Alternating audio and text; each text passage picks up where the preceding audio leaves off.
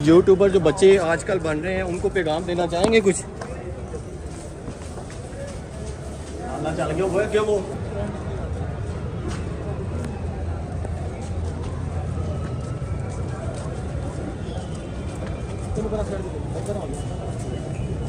कि भाई कुछ यूट्यूबर जो बच्चे आजकल बन रहे हैं उनको पैगाम देना चाहेंगे कुछ? चल गया वो क्यों वो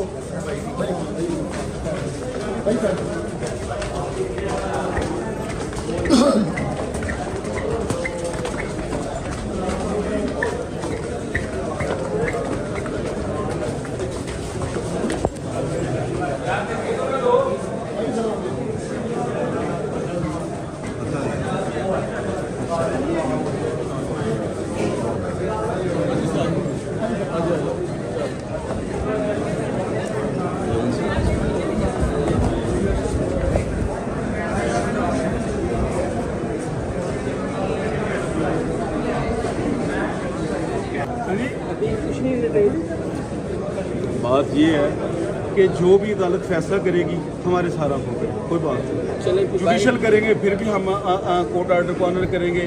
अगर वो फिजिकल रिमांड फर्दर ग्रांट करते हैं तो वो भी कोर्ट्स हैं, हमने उनको ऑनर करना है।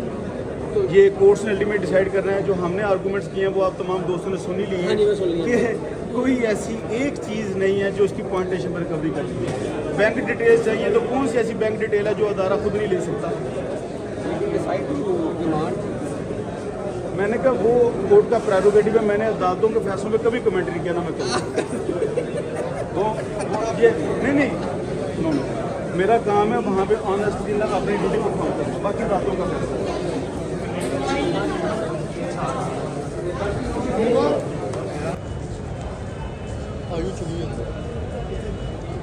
ये कहा कि लास्ट डेट पे जो मैं रिमांड का ना आपको एक बेसिक प्रिंसिपल बता देता हूँ। रिमांड का मैं आपको बेसिक प्रिंसिपल बता देता हूँ। रिमांड का बेसिक पर्पस होता है इन्वेस्टिगेट करना चीज़ों को। अब प्रोग्रेस ये है, दो प्रिंसिपल के ऊपर रिमांड जो है ग्रांट किया जाता है कि आपने क्या रिकवरी की और फर्दर किस पर्पज के लिए आपको अक्यूज पर्सन की कस्टडी चाहिए।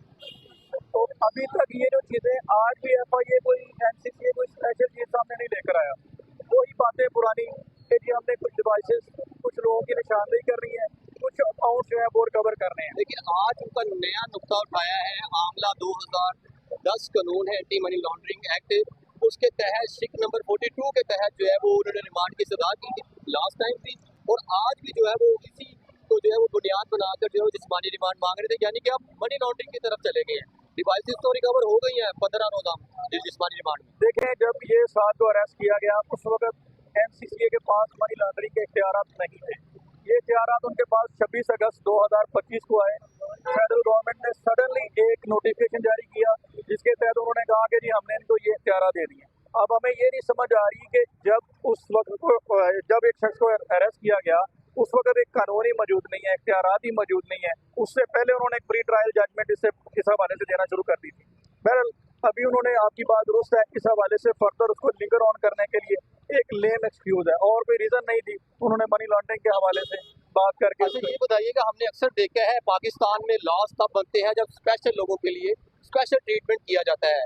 नकीब भाई क्या इतने स्पेशल हो गया कि उनके लिए एक नोटिफिकेशन कर दिया गया है, NCCI को जो नोटिफाई कर दिया गया कि वो एंटी मनी लॉन्ड्रिंग का काम करें, जबकि FIA के अंदर एक बाकायदा तौर पर सर्कल मौजूद है एंटी मनी लॉन्ड्रिंग। ये नहीं हो सकता था कि इनको उनके पास रेफर कर देते और वो कानून के मुताबिक करते। इन्हीं को क्यों जो है इस एक्ट में या इनको तरमीम करते हुए जो है वो इख्तियारात दिए गए?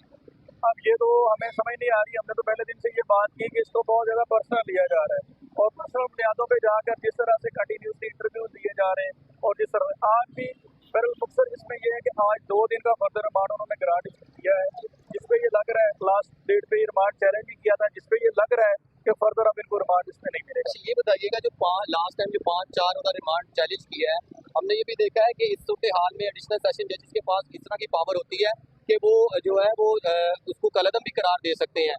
उसकी सूरत हाल क्या है? अभी उसमें थोड़ी देर में वो वहाँ पे भी अपना मौका जो है वो FIA की लीगल टीम पेश करेगी। आज जहाँ पे भी अदालत में आपने देखा कि उनकी लीगल टीम पेश हुई थी, उसका मकसद ये है कि अदालत ने last time district and session court ने जुडिशियल मजिस्ट्रेट से और NCCA से रिटर्न रिप्लाई जो है इस हवाले से मांगा था कि ये जो इलीगल रिमांड लिया गया काउंसिल की गैर मौजूदगी में, ये देखें high court rules and regulation की सीधी सीधी वायलेशन है। और ये जज साहब के ऊपर भी एक ड्यूटी इम्पोज होती थी कि जब किसी मुद्दम का रिमांड देना होता है तो उनके काउंसिल का वहाँ पे होना जरूरी है। इन सारी चीज़ों को बाईपास किया गया, इस सारे प्रोसीजर को बाईपास किया गया और रिमांड दिया गया। उस हवाले से भी उन्होंने डिस्ट्रिक्ट कोर्ट में पेश होना है। तो ये बात आपकी दुरुस्त है, डिस्ट्रिक्ट कोर्ट चाहे तो इसको कालादम भी करार दे। अच्छा ये बताइए मुझे कि 4 रोज़ा रिमांड तो हमने चैलेंज कर दिया, मजीद 2 रोज़ा रिमांड मिल गया, तो आपको लगता है कि वो 4 रोज़ा रिमांड जो है वो कलअदम करार दिया जा सकता है? ये लॉ भी बता दें कि जब नया रिमांड मिल जाता है तो पुराने को कैसे कलअदम किया जा सकता है? देखें जब ये अगर होगा तो ये दोनों रिमांड सेट असाइड होंगे, ठीक है, और अगर नहीं होता तो फिर उसमें दोनों ही नहीं होंगे। त्याग भाई ये बताएं कि आपकी नज़र में डक्की भाई का असल केस है क्या?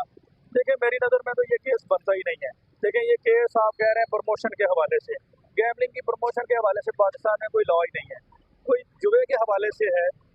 और उन्होंने सेक्शन जो ऐड किए हैं वो किए हैं फ्रॉड के हवाले से। एलिगेशन प्रमोशन का है, सेक्शन जो पीका के लगे हुए हैं वो सारे के सारे फ्रॉड के हैं, 420 के हैं। उस हवाले से उनके पास कोई प्राइवेट कंप्लेनेंट नहीं है, कोई विक्टिम नहीं है। तो ये केस उनका हवा में लटक रहा है और फर्दर वो बात कर रहे हैं मनी लॉन्ड्रिंग। अब उनका 3 चीज़ों के इर्द गिर्द वो एक बेसलेस फाउंडेशन बनाने की कोशिश कर रहे हैं जो कि वो नहीं बन रही। अभी तक ये सारे के सारे एलिगेशन है during the course of trial, ये सारी चीज़ें मेरी ऑब्जर्वेशन के मुताबिक उड़ जाएंगी। आप मुझे ये बताएं कि आप नोटिफिकेशन चैलेंज करेंगे जो तहरा दे रही है एंटी मनी लॉन्ड्रिंग के national cyber crime investigation agency को, जबकि आपके पास FIA में एक इदारा है, एक जो है वो बाकायदा तौर पर सर्कल बनाया गया एंटी मनी लॉन्ड्रिंग का, उसके बावजूद इसकी ज़रूरत है नहीं। क्या आप मुझे पता कि नोटिफिकेशन चैलेंज करना चाहिए? मेरी ऑब्जर्वेशन के मुताबिक ये नोटिफिकेशन चैलेंज नहीं होगा। इस चीज़ को चैलेंज किया जा सकता है कि जब ये अरेस्ट किया गया, जब ये ऐप की प्रमोशन की गई, उस वक्त इस तरह का कोई कानून मौजूद नहीं था। देखिए डिजिटल मार्केटिंग ऐप के हवाले से की जा रही है, तो फिर उस हवाले से तो जो है वो NCC एक्शन कर सकती है। आप कह रहे हैं कि जुए को नहीं कह रहे, वो इस टाइम ये कह रहे हैं कि जो प्रमोशन की गई है गैर कानूनी, उस हवाले से प्रमोशन के हवाले से कोई एक सेक्शन बता दें जो prevention of electronic crime act में मौजूद हो, कोई भी नहीं है, ठीक है।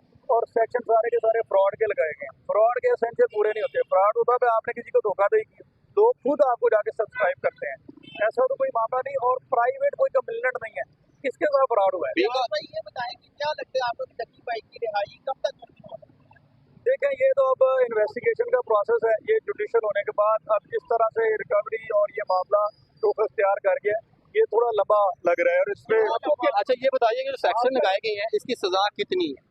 इनकी जो पीका एक्ट में 4 सेक्शन लगाए गए हैं उनकी मैक्सिमम 3 इयर्स तक है और वो सारे के सारे अवेलेबल हैं। उसमें सेक्शन 13, सेक्शन 14, सेक्शन 25, 26 इस तरह।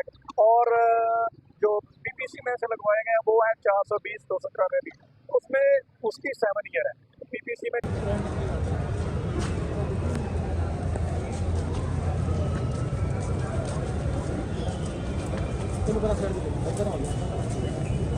कि भाई कुछ यूट्यूबर जो बच्चे आजकल बन रहे हैं उनको पैगाम देना चाहेंगे कुछ? चल गया वो क्या वो